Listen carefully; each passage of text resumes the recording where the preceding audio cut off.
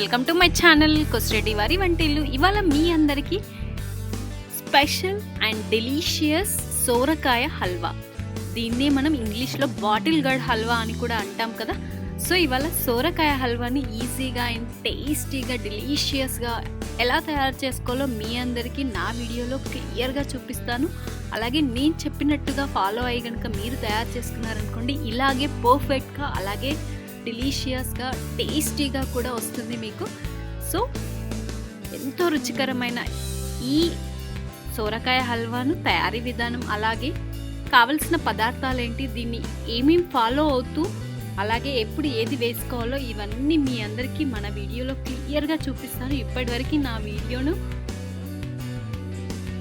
చూసిన వాళ్ళకి ధన్యవాదాలు. ఇంకా ఎవరైనా నా ఛానల్ని సబ్స్క్రైబ్ చేసుకుని వాళ్ళు ఉంటే వెంటనే సబ్స్క్రైబ్ చేసుకుంటే ఇలాంటి ఎన్నో సరికొత్త స్పెషల్ రెస్టారెంట్ స్టైల్ అలాగే హోటల్ స్టైల్ వంట రాని వాళ్ళకు కూడా చూసి ఈజీ ప్రాసెస్లో చేసుకోవడానికి మీ అందరికీ నేను మరెన్నో వీడియోస్ కూడా పోస్ట్ చేస్తాను.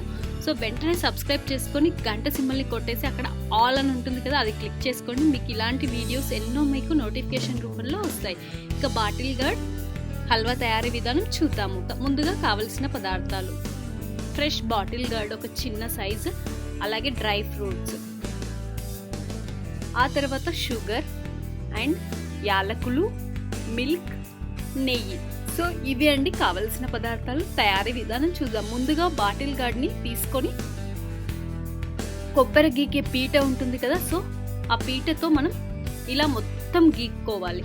సో ఇలా గనక తురుముకుంటేనే మనకి రుచి చాలా బాగుంటుందండి.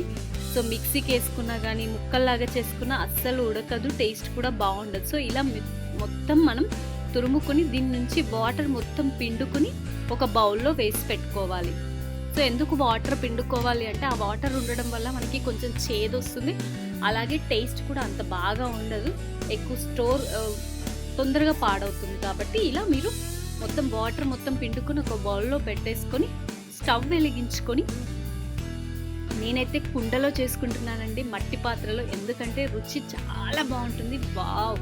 ఇలా ఇందులో కనుక ఈ మట్టి పాత్రలో కర్రీస్ కానీ స్వీట్స్ కానీ ఏది చేసుకొని తిన్నా ఆ కమ్మని టేస్ట్ వస్తుందండి. సో నిజంగా పూర్వకాలంలో కూడా కమ్మటి టేస్ట్తో పాటు హెల్త్కి కూడా చాలా మంచిది. అందుకని చెప్పేసి నేను ఇవాళ స్పెషల్గా ఇలా మట్టి పాత్రలో తయారు చేసుకుంటున్నాను. మీకు మట్టి పాత్ర లేకపోతే నార్మల్గా మీరు ఇంట్లో యూజ్ చేసే ఎప్పుడైనా స్వీట్ ఐటమ్స్ చేసుకునే దాంట్లో చేసుకోండి. సో ఇది స్టవ్ వెలిగించుకొని కుండ బాగా మట్టి పాత్ర బాగా వేడి అయిన తర్వాత ఇందులో ఒక 2-3 స్పూన్ల నెయ్యి వేసుకున్నాను. ఆ చిన్న బిన్నె ఉంది కదా, అది మొత్తం నెయ్యి వేసుకొని ఇలా డ్రై ఫ్రూట్స్ని లైట్గా వేయించుకోవాలి. సో ఇలా డ్రై ఫ్రూట్స్ అన్నింటినీ లైట్గా వేయించుకొని వీటిని తీసి ఒక ప్లేట్లోకి పెట్టేసుకోవాలి.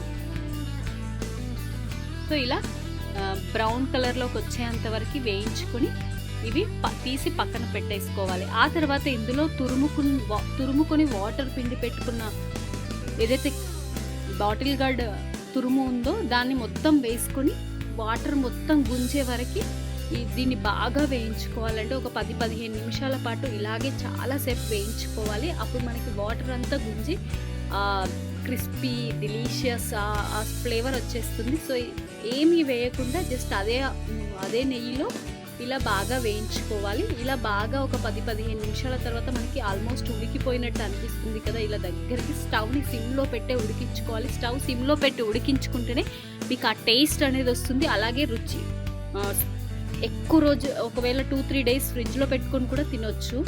ఆ తర్వాత ఇందులో మనం మిల్క్ యాడ్ చేసుకుంటున్నాను.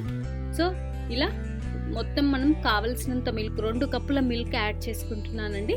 సో 2 కప్పుల మిల్క్ అంటే ఒక దగ్గర 1/2 లీటర్ మిల్క్.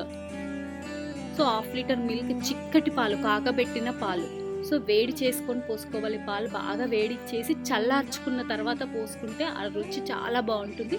సో ఇలా పాలు పోసుకున్న తర్వాత కూడా ఒక 5 నిమిషాల పాటు ఉడికించుకోవాలి ఇలాగా. ఆ తర్వాత ఇందులో 1 కప్పు షుగర్ వేసుకోవాలి. షుగర్ అనేది మీ టేస్ట్కి తగ్గట్టు వేసుకోండి. మరీ స్వీట్నెస్ కావాలి అంటే కొంచెం ఎక్కువ వేసుకోండి, నార్మల్గా ఉండాలి అంటే నార్మల్గా వేసుకోండి. నేనైతే 1 కప్పు వేసుకున్నాను. 1 కప్పు వేసుకొని మొత్తం ఇలా మిక్స్ చేసుకొని మరలా ఒక 5-10 నిమిషాల పాటు ఉడికించుకోవాలి. ఆల్మోస్ట్ ఉడికిపోయినట్టు అనిపిస్తుంది కదా, కలర్ కూడా చేంజ్ అయిపోయింది. షుగర్, మిల్క్ ఎవ్రీథింగ్ కలిపి ఉడికించాం కాబట్టి చూడడానికి చాలా బాగుంది. అలాగే ఒక 5-6 యాలకులని పొడి ఉంటే పొడి వేసుకోండి, ఇలా నులగ దంచి వేసుకోండి. అలాగే మరలా ఒక 2-3 స్పూన్ల నెయ్యి, చాలా ఎక్కువ పడుతుంది. నెయ్యి ఎంత ఎక్కువగా వేసుకుంటే రుచి అంత అద్భుతంగా ఉంటుందండి. సో నెయ్యితోనే మనకు ఆ ఫ్లేవర్ తగులుతుంది. అందులో ఈ మట్టి పాత్రలో కాబట్టి నిజంగా రుచి చాలా బాగుంటుంది ఏది చేసుకున్నా కానీ. అందుకని చెప్పి నేను స్పెషల్గా మట్టి పాత్రలు పర్చేస్ చేశాను. సో మీకు ఆల్రెడీ మట్టి పాత్రలు పర్చేస్ చేసుకోవాలి అనుకుంటే నేను కింద డిస్క్రిప్షన్లో లింక్ ప్రొవైడ్ చేస్తాను. అమెజాన్లో పర్చేస్ చేసుకున్నాను.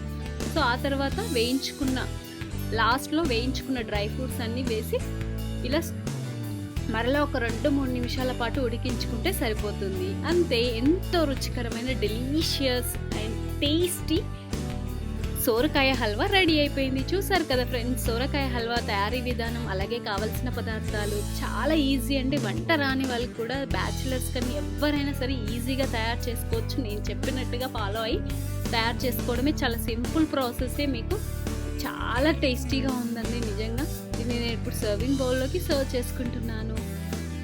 దీన్ని మనం ఏదైనా ఫెస్టివల్స్కి కానీ పిల్లలకి స్పెషల్గా చేసి పెట్టామనుకోండి, ఎందుకంటే ఇది వెజిటేబుల్ కాబట్టి ఓన్లీ కర్రీయే కాకుండా ఇలా కూడా చేసుకోవచ్చా అని చాలామందికి తెలియదు కదా. సో నిజంగా చాలా టేస్టీగా ఉంది. క్యారెట్ హల్వా అలా విని ఉంటాం కదా, బ్రెడ్స్తో కానీ గులాబ్ జాము ఇవన్నీ స్వీట్స్ విని ఉంటాం, కానీ ఇలా స్పెషల్గా ఇలా సోరకాయతో చేసుకొని తింటే ఆ టేస్ట్ కానీ అబ్బా రుచి ఒక్కసారి తింటే మళ్ళీ తినాలనుకుంటారండి. చాలా రుచిగా ఉందండి నిజంగా. నోట్లో వేసుకుంటే కరిగిపోయేలాగా ఉంది, ఎందుకంటే ఇందులో మనం అన్నీ వేసుకున్నాం కదా, అన్ని ఫ్లేవర్స్ యాడ్ అయ్యి చాలా చాలా చాలా బాగుంది.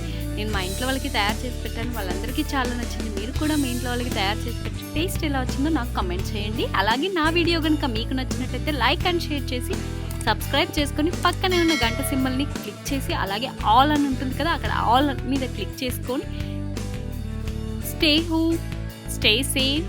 Thank you.